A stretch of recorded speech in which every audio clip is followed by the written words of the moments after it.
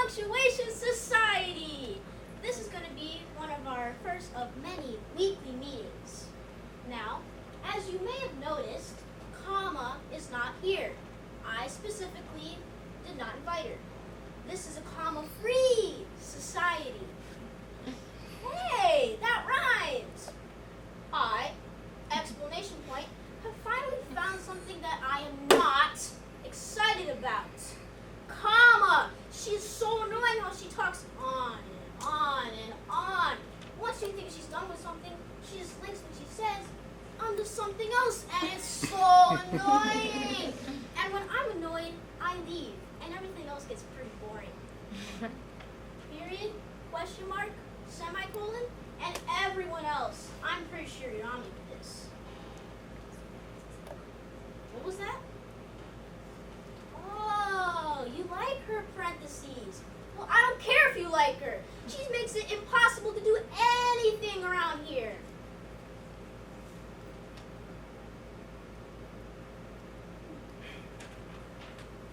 So, just because you like her doesn't mean she has to be here.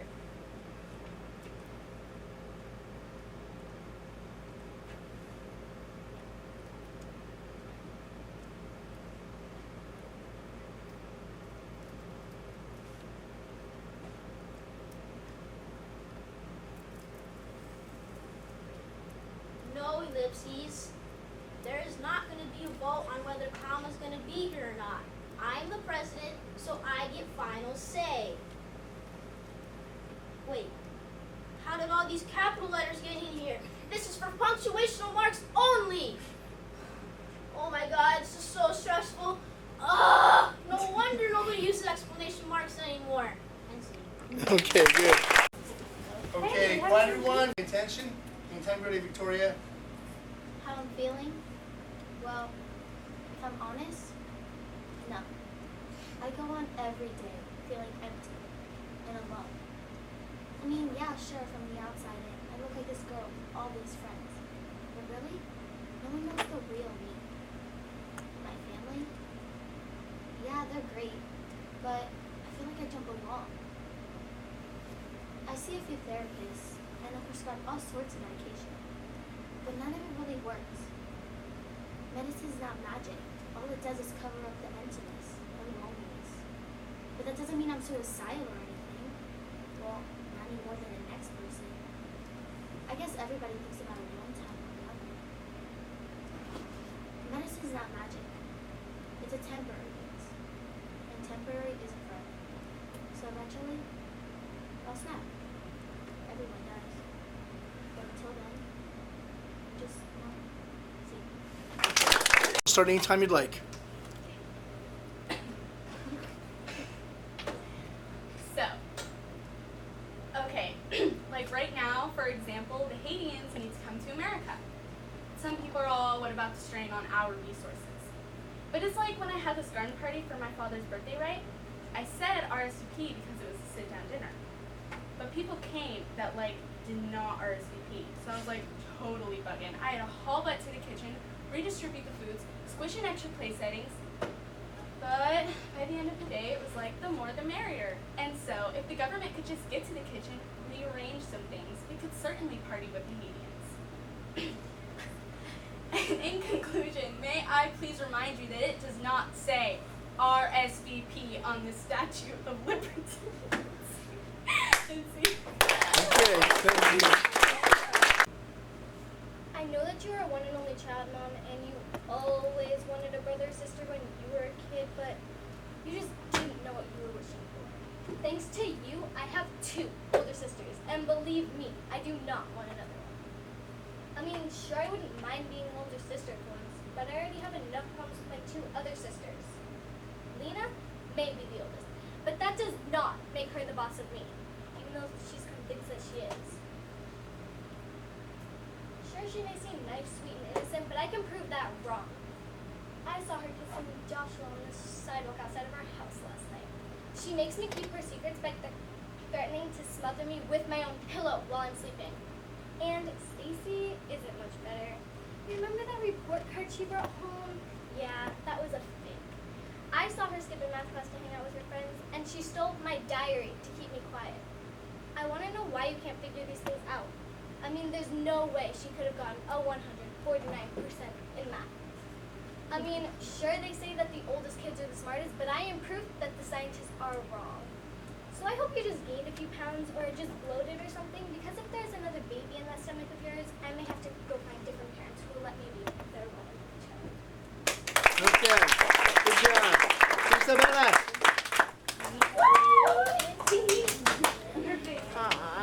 Oh, that's right.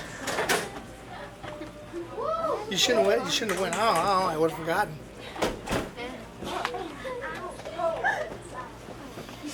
I know what you I think that's it after you, right? That's everybody. Okay, settle down, everyone. Quiet. Okay.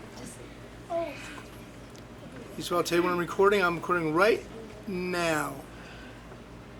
I know I'm a freak. I know I am. I mean, do you think I could forget with people constantly reminding me? They call me freak, Frankenstein, monster. I'm sorry the car hit me. I'm sorry the doctors weren't concerned with beauty when they saved my life. I mean, I know I'm a monster, but I'm not one of the dangerous varieties. There are plenty who are, though. I'm talking about the monsters that hide in sheep's clothing. And then they come ripping out with snapping teeth. The kind of monsters that hide, curled up in beautiful skin. You know, people pass monsters all the time. They talk with them, they sit with them, they laugh with them. They smile and they laugh and they pull you in with their green eyes. They're wolves and they're sharks. And make no mistake, there's blood in the water. You know, people don't see past their porcelain masks or their red lips. All they see are those innocent brown eyes and, what, a slim figure? I know I'm a monster, but monsters like me only look the part. And I prefer that to double-edged words, right? I am what I appear to be. No lies, no false fronts. I bear my scars and my breaks. But others, no, they make others bleed because they hide their pain and insecurities. For that, pity them. Thank you. Good job. Julia. I stopped laughing a long time ago. I stopped crying not too long after that. When I was 15, my father died. I think I killed him. I wouldn't laugh. I would never laugh at his jokes. That's all he wanted from me, was to laugh at his jokes. That's not hard. That's not a high expectation. So what's so bad about that? I don't know if you ever knew that I loved him. I don't know if you ever knew that I thought he was actually funny. I loved him more than anything in this world, and I don't think he knew that. 2 months ago before he died, he asked me to wear this dress again, and I told him no because I told him it had outgrown me years ago. He looked so hurt when I said that. It was like I was rejecting him, the childhood that he gave me. And of course, I didn't even care. I just shrugged my shoulders and thought that he had to move on. I was so goddamn involved in myself.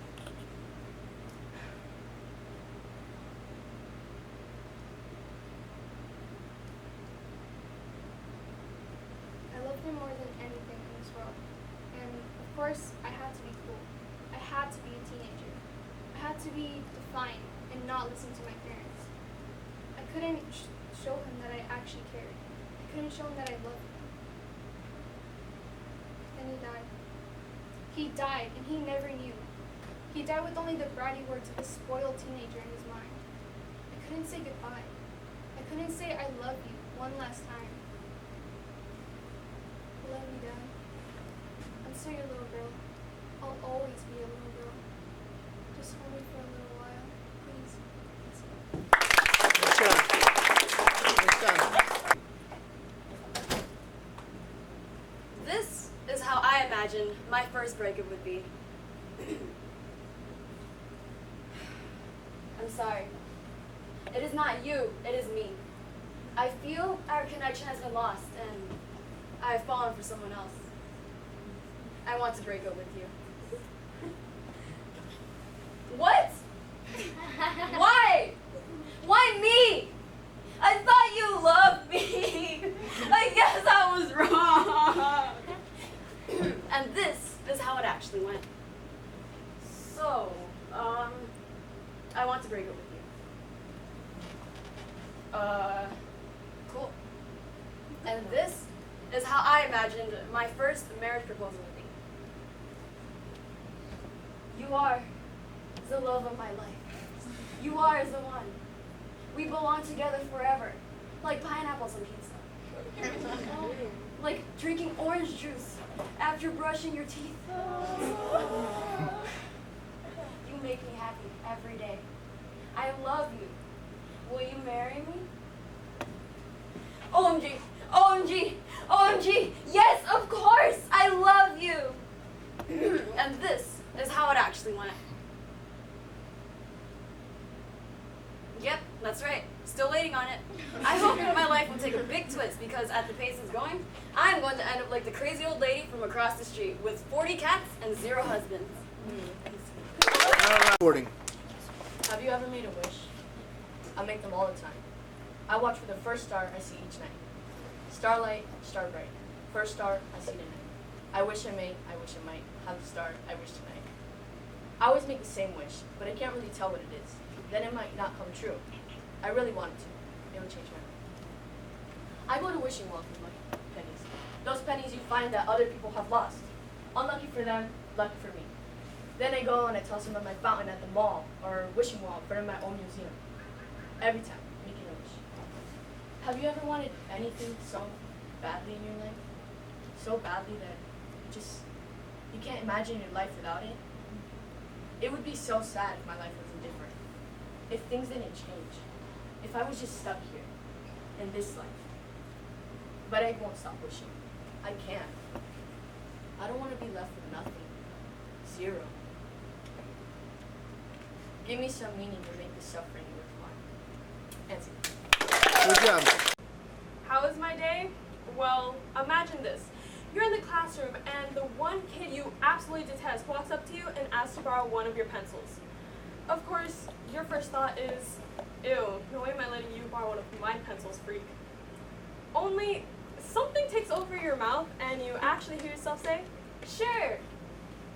You can't take it back. It's out there and now you have to give it to him. And so you do. Then at the end of class, you remember that you gave the troll your pencil. You have to get it back because you only have 2 pencils, and if you don't get it back, then your mother will nag you for losing it and costing you a small fortune on school supplies. So you take a deep breath, approach the troll, and ask for your pencil back. He says something unintelligibly and pulls the pencil out of his pocket. Then you are horrified because what you see on your pencil, what used to be a brand new number 2 pencil, has been clearly mauled by troll teeth. Then, in your next period, you pull out a piece of gum and pop it in your mouth. Unfortunately, the kid sitting next to you sees you, and now he wants a piece. You say no and hopes that he'll give up. He doesn't. Instead, he says, if you don't give me a piece of gum, then I'm going to tell the teacher. So, you give him the piece while also giving him the stink eye. Then, this alerts the obnoxious kid sitting behind you. Now he wants a piece of gum. He says, if you don't give me a piece, then I'll tell everyone that you pick your boogers.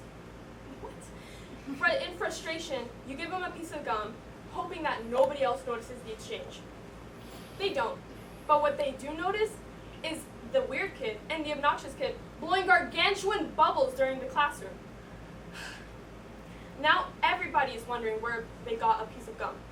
Needless to say, I ran out, unless you count the one under my shoe. So, how was your day? Nice. Why are you such a loser to me? You treat me like dirt. It's like we're not even sisters. You never want to hang out, and you're always so mean to me, especially when you're with your friends. God forbid I'm even in the same room with you when they're over. You're always telling me to go into another room, but this is my house too. Just because you're older than me doesn't make you the boss of me. You're never there for me. Not even as a friend, let alone a sister. Seriously, We live together and you don't even know who I am. It's pathetic. Really, it is. I hope that one day you stop trying to be so cool and let me be someone you actually care about in your life. Just letting you know. Let the boys back home would be. Wait, keep going. Restart. Okay, I'm gonna restart. I have to think. Wait. Okay.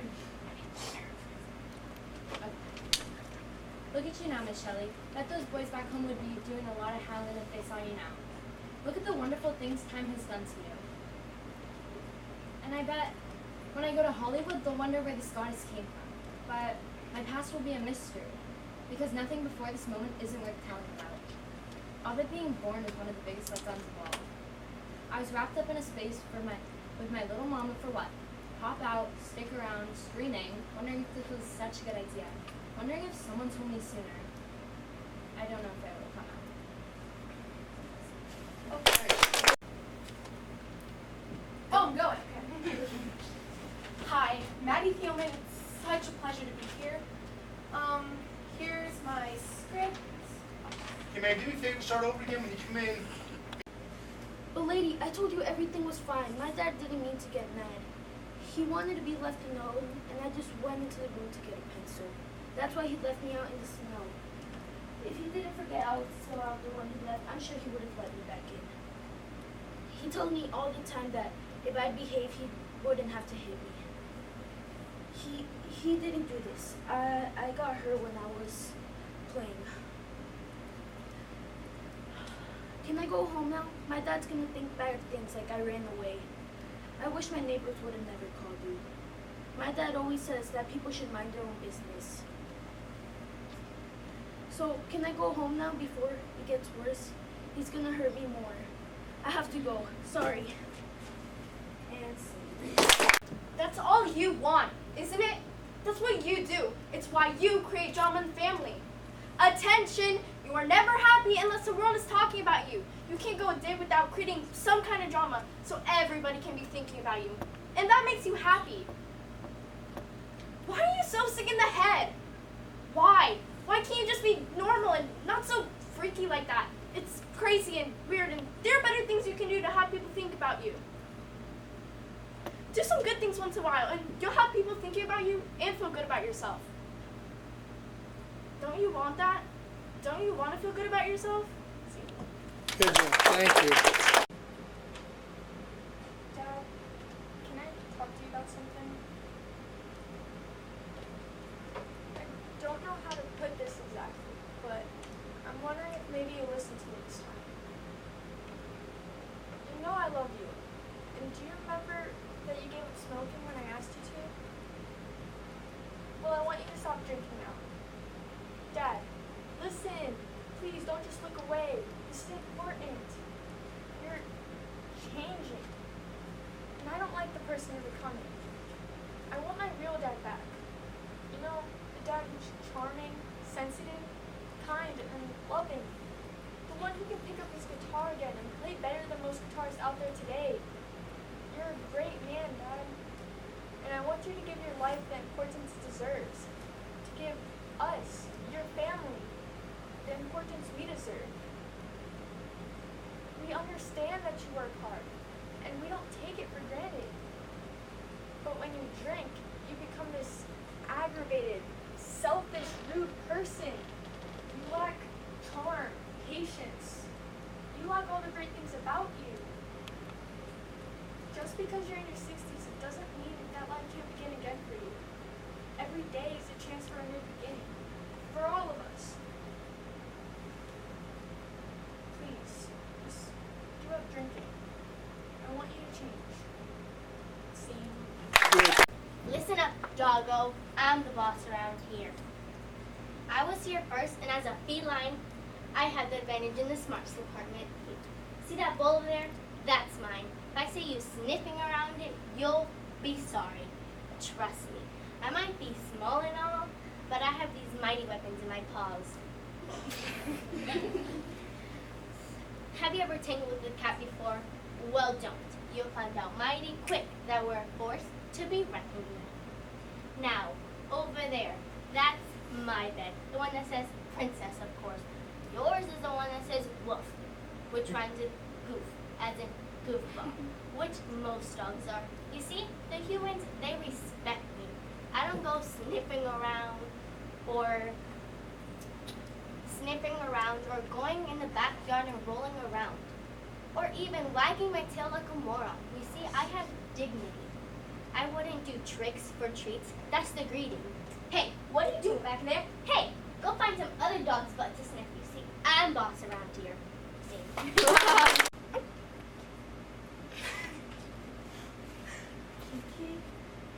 Do you love me? Can I restart? I can't take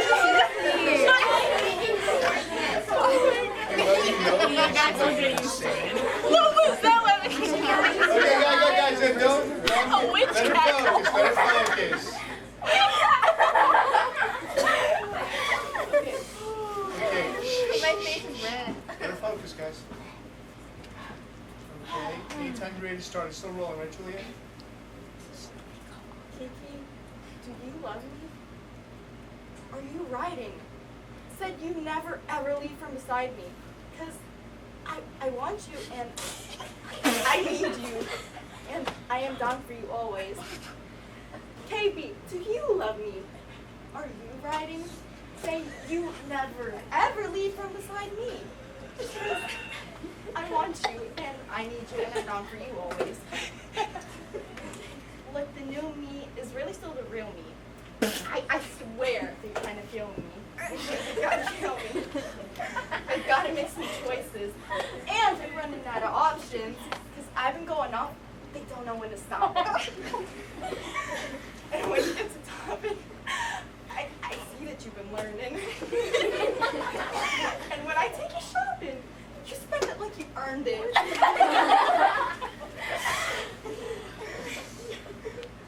And the jump from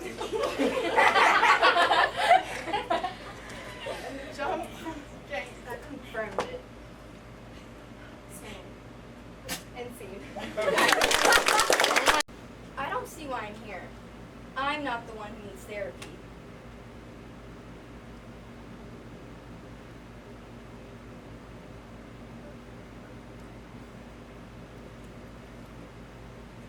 Can I restart? Mm-hmm. Hold on. I need to think. Okay. You know, if you want to, like I said, you can start by standing up, then add movement in there to remember that line. Okay? I'm not going to use check therapy. my thing really quick. Real quick, go check. Yes. Yes. Okay, I'm gonna get a tissue. Okay, so what's this interview about anyways? Oh, well, it's a pretty short and simple story. It basically all started when I started sticking guns in my mouth. Blue, green, pink, strawberry, every color, every flavor. It was a pretty cool collage. That and it was gross. But it being cool just overpowers everything. Except the smell, but that's not the point I'm trying to make. The point is, there's people who play with Legos and people who make things out of Legos. And sometimes they even get their creations in museums. But that's not where the whole thing started. That was just the concept. It all started when I was trying to hit gum with my baseball bat. And it took forever. But when I finally got it, it just stuck to the bat. And for some reason, I just left it there. And I tried again. And then when I tried again, it stuck to the same place. And that's where the idea came in. What if I stuck pieces of gum to pieces of gum and making something like a sculpture? So I asked my friend Donnie if he can help me. Not with making the sculptures, but with chewing all the gum. And a week later, my first creation was made. A gum bat. Could use a better name, but it was the greatest day of my life. Other than my mom giving birth and my sister graduating. It was just so amazing. Oh, and yeah, that's pretty much how